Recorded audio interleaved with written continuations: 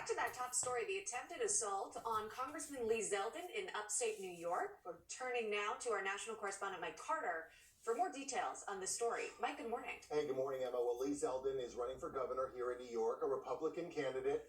He was given a speech last night at a Veterans of Foreign Wars post as part of a campaign stop last night. Now, this happened in Parenton, New York. Parenton is a suburb of Rochester near the shores of Lake Ontario. That's where a man walked up onto stage next to Zeldon and pulled out this sharp object of some sort. Take a look. Here's video of what this incident looked like last night. The suspect, known to police as simply as 43-year-old David Jakubanis of Fairport, New York, mutters to Zeldon, "You're done," as he raises his hand brandishing a knife before lunging at Zeldon.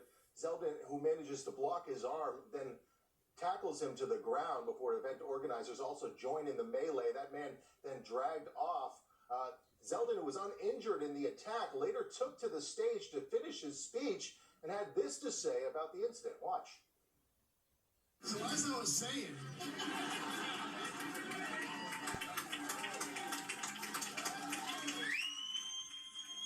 you saw the weapon that he had, and it was kind of in slow motion, but for those of you who are trying to get a quick little lesson on some basic tactics, just simply grabbing his wrist until all of these great men and women who got here very quickly.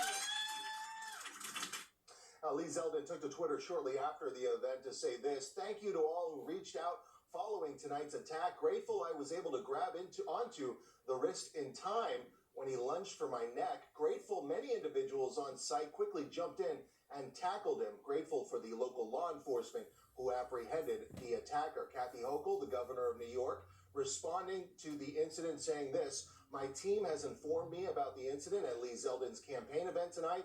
Relieved to hear that the Congressman Zeldon was not injured and that the suspect is in custody. I condemn this violent behavior in the strongest terms possible. It has no place in New York." But Hochul is being criticized this morning for her campaign telling followers when and where they could find Lee Zeldon last night, which she described in a press release as an event, quote, "filled with far-right extremists." As for Zeldon's attacker, the man was charged with second-degree attempted assault. Last night, Zeldon, after finishing his speech on bail reform, predicted his attacker would be instantly released due to New York's laws.